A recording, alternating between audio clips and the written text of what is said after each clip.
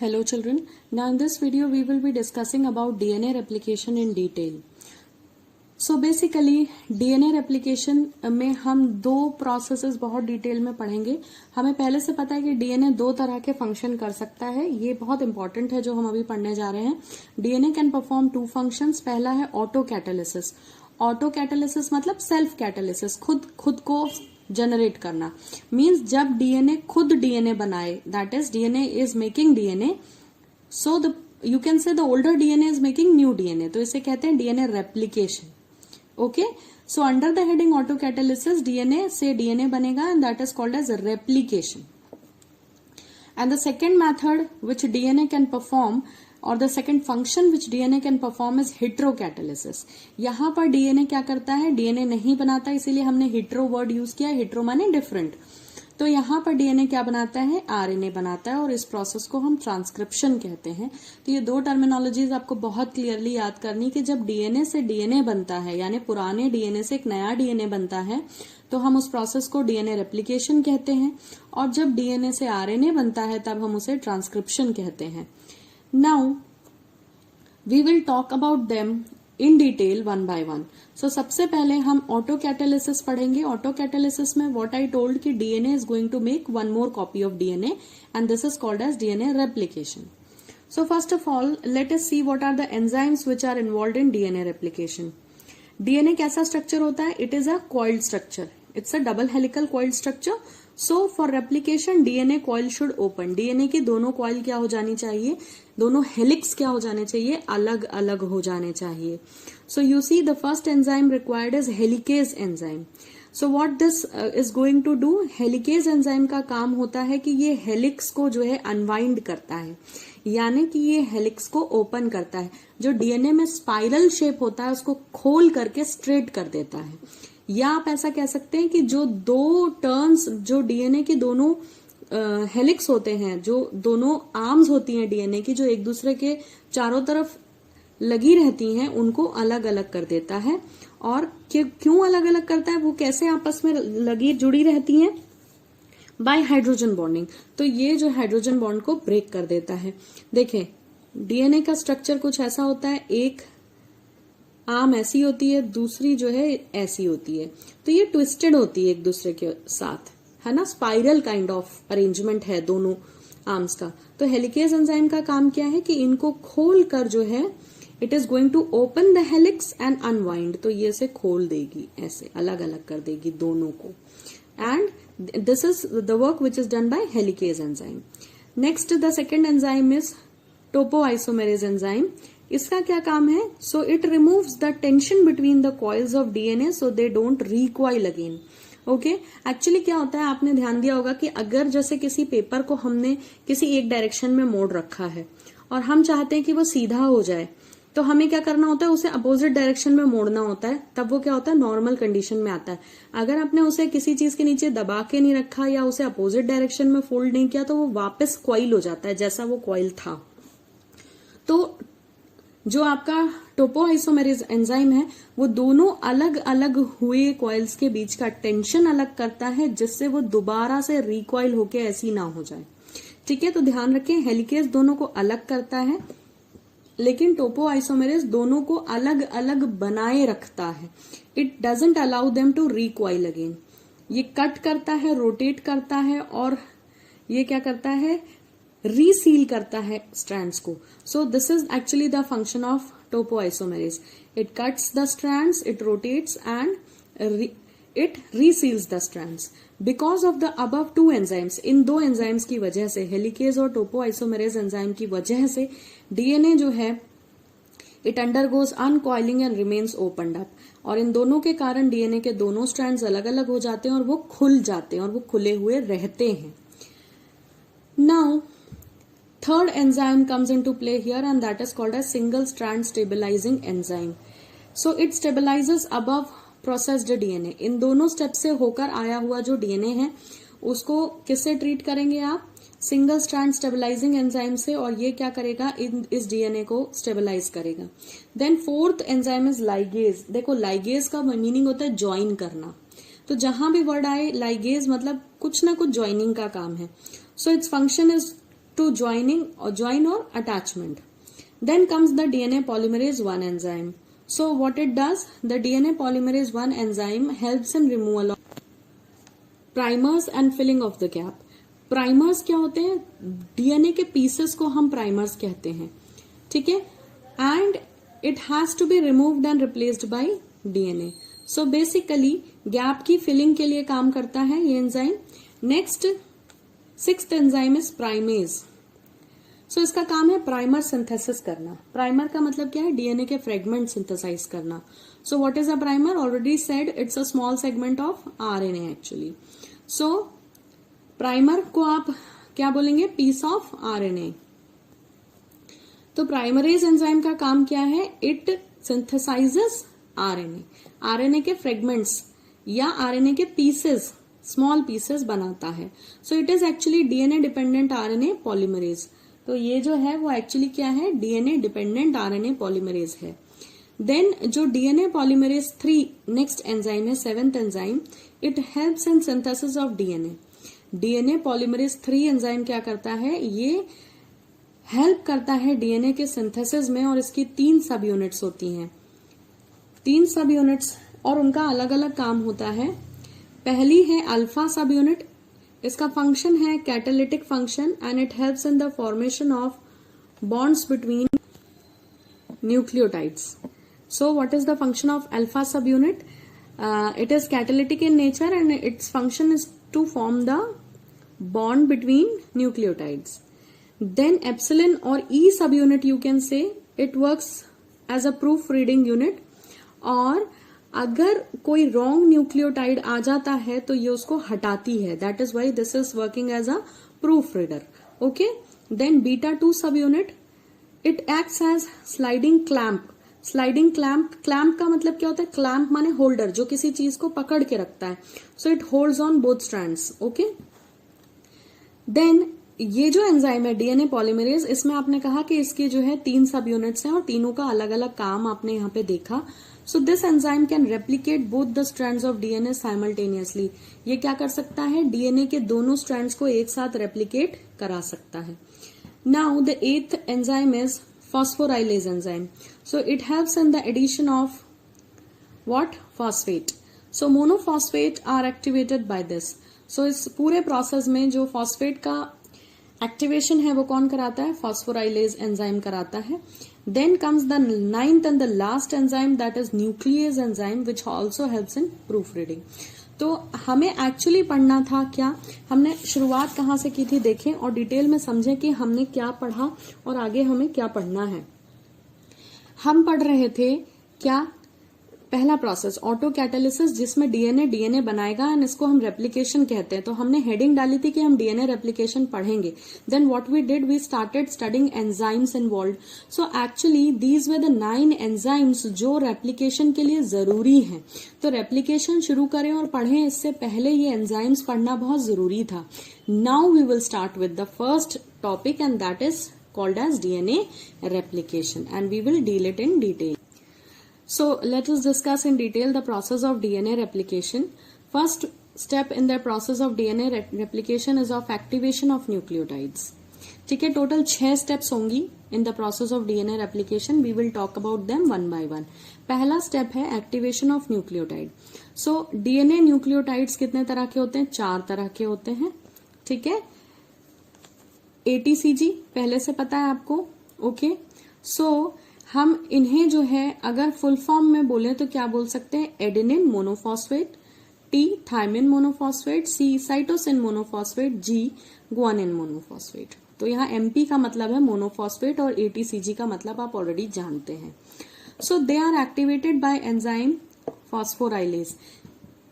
आपने अभी अभी 9 एंजाइम पढ़े जो डीएनए रेप्लिकेशन के लिए जरूरी होते हैं. तो जो पहला एंजाइम आपने पढ़ा था एंजाइम फॉस्फोराइलेज, जिसका काम क्या होगा वो यहाँ पे काम कर रहा है. और ये क्या करेगा? ये कन्वर्ट करेगा इन फॉस्फोराइलेज को.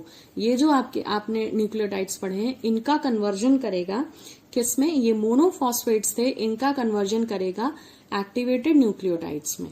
ठीक है, और ये मोनोफॉस्फेट्स थे और ये कन्वर्जन के बाद ट्राइफॉस्फेट्स बन जाएंगे. ठीक है, यहाँ पर एमपी का मतलब क्या था, मोनोफॉस्फेट। तो जब ये एक्टिवेटेड होंगे बाय एंजाइम फॉस्फोराइलेज, तो एंजाइम फॉस्फोराइलेज का काम क्या होता है, ये इन मोनोफॉस्फेट्स को ट्राइफॉस्फेट्स में कन्वर्ट कर देता है। तो एएमपी का फॉस्फोराइलेशन कराएं, या आप कह सकते हैं कि एएमपी को जब हम एंजाइम फॉस्फोराइलेज से ट्रीट करेंगे, मैंने हर जगह एंजाइम फॉस्फोराइलेज नहीं लिखा है क्योंकि वो अंडरस्टूड है, तो आप चाहें तो ऐसा समझ लें कि ये जो रेड इंक में लिखा हुआ है फॉस्फोराइलेज वो हर स्टेप के लिए है। तो एएमपी का मतलब था adenine monophosphate, so monophosphate will get converted into adenine triphosphate, क्योंकि हमने क्या समझा, हमने ये समझा है कि एंजाइम जो फॉस्फोराइलेज है उसका काम है मोनोफॉस्फेट को ट्राइफॉस्फेट में कन्वर्ट करके एक्टिव कर देना। Then TMP will get converted to TTP. So what is TMP? What is TMP? We have already discussed. Thiamine monophosphate will get converted into thiamine triphosphate and so on. ठीक है? CMP will get converted into CTP and GMP will get converted into GTP. So all these are the activated nucleotides. Step 2. First step was nucleotides का activation. Nucleotides active हो गए, mono से try में convert हो गए। Step 2 है replication की, opening of DNA helix. ठीक है, जो बहुत इंपॉर्टेंट है कि डीएनए के हेलिक्स को क्या होना है, खुलना है। जो हेलिकल स्ट्रक्चर है डीएनए का, कॉइल्ड स्ट्रक्चर, जो हमने अभी पहले डिस्कस किया था कि कैसे एंजाइम उसको अनवाइंड करके ओपन करेगा, तो उनको खुलने की बात कर रहे हैं हम। So recognition of ori. What is ori? Ori is the site from where replication starts. तो ये आपको ऑब्जेक्टिव में आ सकता है। ओराई क्या है? ये वो लोकेशन होती है जहां से रेप्लिकेशन शुरू होता है। देन हेलिकेज एंजाइम का काम हम ऑलरेडी पढ़ चुके हैं एंजाइम सेक्शन में कि helicase opens up the helix. ठीक, then topoisomerase will come in function and it will not let the coils after the helicase has open them to coil again, ये उनको खुला रखेगा। So single stranded stabilising protein है topoisomerase कि ये जो है एक स्ट्रैंड को अकेला मेंटेन रखता है। ऐसा ना हो कि हेलिकेज से आपने उन्हें अलग अलग किया और वो बाद में वापस कॉइल हो जाए, तो उनकी वापस कॉइलिंग को कौन रोकता है? ट्रोपोआइसोमेरेज। नाउ यू सी, जब प्रोसेस होती है रेप्लिकेशन की, तो जब डीएनए खुल जाता है, तो देखें आपको मालूम है एक एंड 3'5' होता है, दूसरा 5'3' होता है ना। तो ये जब खुल गए हैं, तो खुलने के बाद यहाँ पर रेप्लिकेशन फॉर्क बनता है। ये एक ऐसा डायग्राम है, इस स्ट्रक्चर को रेप्लिकेशन फॉर्क बोलते हैं। ठीक है, तो this all happens in the case of linear DNA. So step 2 में क्या हुआ? डीएनए हेलिक्स अनकॉइल्ड हो गया, खुल गया, और फिर रेप्लिकेशन शुरू हो जाएगा, और जहां से शुरू होगा उसे क्या कहेंगे? ओराई। ध्यान दें, लीनियर डीएनए में जो है रेप्लिकेशन फोर्क बनती है और सर्कुलर डीएनए में रेप्लिकेशन बबल बनता है। ये आपको ध्यान रखना है। मैं रिपीट कर देती हूँ, लीनियर डीएनए में, पीछे बताया था मैंने, ये लीनियर डीएनए था, तो इसमें जो है ओपनिंग होने के बाद कुछ ऐसा दिखता है और इसे हम रेप्लिकेशन फोर्क कहते हैं। सो याद रखें, लीनियर डीएनए में रेप्लिकेशन फोर्क बनता है और सर्कुलर डीएनए में रेप्लिकेशन बबल बनता है। और ये बबल क्या है? This area which looks like a bubble, this replication bubble is a place of separation of 2 DNA helix. और ये वो स्पेस है जहां से डीएनए अलग होना चालू होता है। ठीक है, तो याद रखें, सर्कुलर डीएनए में रेप्लिकेशन बबल बनता है और लीनियर डीएनए में रेप्लिकेशन फोर्क बनता है, और दोनों ही का काम है, ये वो जगह है जहां से डीएनए की अनवाइंडिंग शुरू होती है या डीएनए का जो है हेलिक्स खुलना शुरू होता है। So we know that 2 strands of DNA are anti parallel. Anti parallel का मतलब 3'5', दूसरा 5'3' होगा। Then comes to the third step in the process of replication is primer formation. So इस स्टेप में एंजाइम कौन सा यूज होगा? DNA directed RNA polymerase enzyme. So this step is governed by the enzyme DNA directed RNA polymerase. जो नए nucleotides बने थे, which are supposed to be added to DNA strand, will get added at 3'. So basically 3' पे what is the situation? The carbon is bearing functional group OH. So 3' OH and 5' has phosphate. आपको ध्यान रखना है कि DNA का जो strand है वो कैसा था? आपने कहा 3' एक एंड था और एक 5' एंड था, तो ध्यान रखें 3' पे OH प्रेजेंट होता है हाइड्रोक्सिल ग्रुप और 5' पे फॉस्फेट प्रेजेंट होता है। ठीक है, तो मैंने यहाँ DNA को खोल के लिखा हुआ है, ध्यान से देखें कि जब एक DNA मॉलिक्यूल आपने खोला या एक DNA का स्ट्रैंड आपने खोला जिसके एंड्स क्या है 3' 5', सो 3' पे हाइड्रोक्सिल प्रेजेंट होगा और 5' पे फॉस्फेट ग्रुप, ये 5' पे फॉस्फेट है और ये 3' पे OH है। नाउ यहां पर क्या हो रहा है, जो न्यूक्लियोटाइड है वो आके कहाँ ऐड हो रहे हैं, DNA के स्ट्रैंड पे 3' एंड पे, ये देखिए 3' एंड पे जहां पे हाइड्रोक्सिल ग्रुप प्रेजेंट है वहां पर आके ऐड हो रहा है nucleotides. So this is what is, it is attaching by phosphodiester linkage, और ये लिंकेज किसकी तरह है, फॉस्फोडाइएस्टर लिंकेज यहाँ होगा। इसका मतलब जो दो DNA है वो एंड टू एंड जुड़ जाएंगे, एक DNA का 5' एंड जिसपे फॉस्फेट है और दूसरे DNA का 3' एंड जिसपे OH है, they will join each other, जुड़ जाएंगे, attach by phosphodiester linkage. And the primer is formed always in front of 3' of parent DNA। और प्राइमर कहाँ बनता है, हमेशा प्राइमर हमेशा बनता है in front of 3' of the parent DNA। Now you see DNA strand always grows from 5 primer, that is 5' to 3' primer। DNA हमेशा कहां से कहां की तरफ ग्रो करता है, 5' to 3' एंड की तरफ ग्रो करता है, ये आपको ध्यान रखना है। This was step 3। This is the 4th step and this is the most important step in the process of replication. Step 4 is called as DNA replication step. यहां पर new strand grows from 5' to 3' end. ठीक है, अब आप ध्यान से देखिए DNA के 2 स्ट्रैंड्स बने हुए हैं, ये एक और ये दूसरा। ठीक है, ये ओरिजिनल पेरेंट स्ट्रैंड्स हैं। ठीक है, कौन से पेरेंट स्ट्रैंड्स हैं, ये 3' एंड ये जिसमें मैं डॉट लगा रही हूं, और ये 5' एंड, ये पेरेंट DNA है जो खुल गया है एक स्ट्रैंड, और इसका दूसरा स्ट्रैंड ये रहा 5' से 3'। तो ये जो डॉट्स लगा के दिए मैंने लाइंस पे, ये वो लाइंस हैं जो पेरेंट DNA के ओपन्ड फॉर्म को रिप्रेजेंट कर रही हैं। अब जब DNA रेप्लिकेशन स्टार्ट होता है तो DNA पॉलीमरेज एंजाइम रेप्लिकेट करता है दोनों स्ट्रैंड को simultaneously.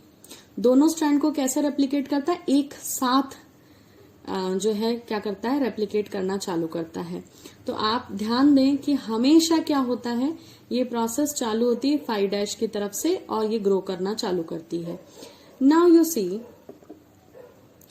you'll have to always remember that DNA always grows from 5' to 3' end। वो हमेशा 5' से 3' की तरफ ग्रो करता है। So, जैसे जैसे ये ग्रोथ होती जाती है, दूसरा स्ट्रैंड बनता जाता है, वैसे वैसे ये ओपनिंग खुलती चली जाती है। यहाँ देखिए ये रेप्लिकेशन फॉर्क का साइज छोटा था और यहाँ पे बड़ा हो गया है। इस डायग्राम को ध्यान से देखें तो हमें समझ आएगा कि आपका जो पेरेंट DNA है, ये आपका पेरेंट DNA है 3' 5' वाला। यहाँ पे जब ग्रोथ चालू हुई तो DNA का ग्रोथ मैंने आपको बताया कहाँ से होता है, ऑलवेज फ्रॉम 5' एंड टू 3'। ये 5' से 3' की तरफ, तो ये इधर से इधर की तरफ ग्रो होगा और ये वाला यहां से यहां की तरफ ग्रो होगा। मतलब ये ऊपर से नीचे की तरफ की चेन बनेगी, यानी इस सिंगल DNA का या इस सिंगल स्ट्रैंड ऑफ DNA का कॉम्प्लीमेंट्री DNA इधर बन रहा है, ये रहा दूसरा। ठीक है, क्योंकि ये खुल के अलग हो गए। आप इसे अगर भूल जाएं तो ये आपका 1 स्ट्रैंड है और DNA हमेशा दूसरा स्ट्रैंड बनाएगा, सिंगल तो रहेगा नहीं। तो ये जो दूसरा स्ट्रैंड बना रहा है ये 5 to 3' की तरफ बनेगा। और अगर आप दूसरा पेरेंट DNA का स्ट्रैंड देखें जो आपका 5' 3' था, तो ये भी एक नया स्ट्रैंड अपने लिए बना रहा है। और वो कहां से बन रहा है, वो फिर 5' से 3' की तरफ बन रहा है, यानी नीचे से ऊपर की तरफ, ये ऊपर से नीचे की तरफ। तो this is what is DNA always grows from 5' to 3'। और 3' के सामने हमेशा 5' रखें। तो ये 3' 5' था, तो यहाँ 5' ऊपर 5' की तरफ से 3' नीचे की तरफ ग्रो कर रहा है। और यहाँ 3' नीचे था, तो यहाँ पे ग्रोथ 5' नीचे की तरफ से ऊपर की तरफ हो रही है। ये आपको ध्यान रखना है। अब आप ध्यान दें कि जैसे ही ये पूरा का पूरा रेप्लिकेशन फॉर्क खुल जाएगा, ये दोनों डीएनए आपको कुछ ऐसे दिखाई देंगे। एक डीएनए, अब देखें, एक डीएनए ने डीएनए फॉर्क बनाया, दोनों स्ट्रैंड अलग अलग हुए, पेरेंट स्ट्रैंड, उन्होंने अपने लिए दूसरा स्ट्रैंड डेवलप किया और डेवलप करते करते वो ऐसे हो गए, दोनों अलग अलग हो गए। Now both the strands got separated, दोनों अलग हो गए। ये आपका जो स्ट्रेट लाइन बनी है वो पेरेंट डीएनए, और जो ऐसी बॉक्स बॉक्स वाली चेन बनी है वो आपका नया जो develop. Now you see, after the step 4 DNA replication step has taken place, both the parent DNA strands have made one more DNA with them. So ये 3-5' एंड वाले पेरेंट डीएनए ने ये नया डीएनए जो है बना लिया है, और दूसरा वाला जो पेरेंट है 5-3' वाला, उसने भी अपने लिए एक नया डीएनए बना लिया है। Now they both are going to get separated. So after separation आप ये देख सकते हैं ध्यान से कि ये जो स्ट्रेट लाइन ड्रॉन है ब्लैक इंक से, that is the parent DNA, जो पुराना स्ट्रैंड है, जो पेरेंट से मिला है इनको। और इन्होंने ये जो चेन वाला स्ट्रक्चर दिख रहा है आपको, ये नया डीएनए स्ट्रैंड है जो इसके कॉम्प्लीमेंट्री बना है, और ये वाला इसके कॉम्प्लीमेंट्री बना है। What is the meaning of complementary, I will tell you in the next video. But आप ऐसा समझे कि हर डीएनए में एक स्ट्रैंड पुराना होता है और एक नया होता है, ठीक है। तो ये जो 3-5' है, जो स्ट्रेट लाइन है, वो पुराने डीएनए से आई है, और ये इसके कॉम्प्लीमेंट्री 5-3' नया बन के आया है। तो ये जो नया बना है 5-3', it's a kind of continuous DNA strand. ये कंटिन्यूअस डीएनए स्ट्रैंड है, and it is also called as leading strand. ये पहले बन जाता है और पूरा एक साथ बनता है। लेकिन अगर आप इधर वाले पे देखेंगे, जो आपका सेकेंड स्ट्रैंड था डीएनए का, जो मैंने अभी आपको एक्सप्लेनेशन दिया वो इसके लिए दिया। Now I am explaining for this part. सो उस पार्ट में जो आपका पेरेंट डीएनए का 5-3' एंड था, उस पर जो डीएनए बन रहा है दूसरा स्ट्रैंड, वो कंटिन्यूअस नहीं बन रहा। देखिए यहां मैंने 3 टुकड़े बना रखे हैं, 1 2 3। वो कंटिन्यूअस नहीं बना, वो पीसेस में बना है, वो टेम्पलेट फॉर्म में बना है, और it is also called as discontinuous और नॉन कंटिन्यूअस डीएनए। यहां पर जो ये फॉर्मेशन हुई है वो नॉन कंटिन्यूअस है, and this is called as Okazaki fragment. ये जो फ्रेगमेंट्स हैं ये क्या कहलाते हैं? Okazaki fragment. और ये जो है, जो डीएनए का पीस है, ये कंटिन्यूअस नहीं है, इसे लैगिंग स्ट्रैंड बोलते हैं, और ये बाद में पूरा बनता है, जबकि लीडिंग स्ट्रैंड पूरा का पूरा पहले बन चुका होता है, और उसे कंटिन्यूअस स्ट्रैंड बोलते हैं। अब यहां से एक बहुत इंपॉर्टेंट क्वेश्चन आता है एग्जाम में कि on which fragment of parent DNA the leading and the lagging strands are formed. तो आपको ध्यान रखना है कि पेरेंट डीएनए का 3-5' वाले स्ट्रैंड पे लीडिंग स्ट्रैंड बनता है, और पेरेंट डीएनए के 5-3' वाले स्ट्रैंड पे लैगिंग स्ट्रैंड बनता है। Now the fifth step of DNA replication is removal of primer DNA polymerase. What is the primer DNA? जो आपने नॉन कंटिन्यूअस डीएनए देखा है, वो जो छोटे छोटे पीसेस बने हैं, उन प्राइमर्स का रिमूवल होके कंटिन्यूअस डीएनए बनना है, and that will be done by DNA polymerase enzyme 1। So parent strand जो 3-5' था आगे वाला, उस पे हमें लीडिंग स्ट्रैंड मिला था, दैट वाज 5-3'। मैं इसको यहाँ पर फिर से बना देती हूँ। जो आपका पेरेंट स्ट्रैंड था, ये सपोजिंगली हमारे पेरेंट स्ट्रैंड्स थे, ठीक है। तो पेरेंट स्ट्रैंड जो पहला था 3-5' वाला, उस पर हमारा क्या बना था? कंटिन्यूअस डीएनए स्ट्रैंड बना था, जिसको हमने लीडिंग स्ट्रैंड बोला था ये। और ये कैसा था? 5-3' एंड। ये देखिए ये लिखा है। सो पेरेंट डीएनए क्या है हमारा? 3-5', ये लिखा है।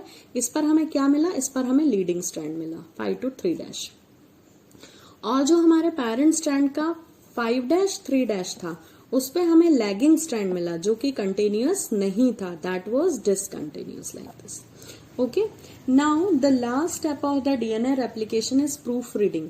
तो प्रूफ रीडिंग का मतलब क्या है? डीएनए बन गया है, now it has to be checked, ठीक है। तो अगर कोई भी जीन गलत बन गया है, या कुछ भी गलत सिंथेसिस हुई है, सपोजिंगली इस प्रोसेस के दौरान कोई म्यूटेशन हो गया, या फिर कोई रॉन्ग न्यूक्लियोटाइड सीक्वेंस बन गई डीएनए बनते समय, तो उसका रिमूवल कौन करेगा? हमने एंजाइम सेक्शन में पढ़ा था कि जो है एप्सिलॉन सब यूनिट जो है वो प्रूफ रीडिंग के लिए रिस्पॉन्सिबल है। जो डीएनए पॉलीमरेज एंजाइम 3 था उसकी एप्सिलॉन सब यूनिट या न्यूक्लियस एंजाइम जो है ये प्रूफ रीडिंग का काम करेंगे. So this was all about the 6 steps of the DNA replication. अब हम पढ़ते हैं इनके बारे में कि सबसे पहले डीएनए को रेप्लिकेशन करा किसने.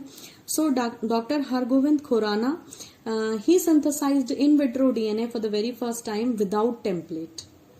ओके, बिना टेम्पलेट के. It means it was a piece on which DNA can be synthesized. Then the scientist Kornberg gets an honor to form again in vitro DNA, but it was with template. Then the scientist was Okoa, who again made an in vitro synthesis of RNA he did. So these were the scientists who gets the credit of doing the RNA or DNA replication rather I should say. So this was all about the 6 steps of DNA replication and the enzymes which are involved in it. I hope this was clear. Thank you for watching.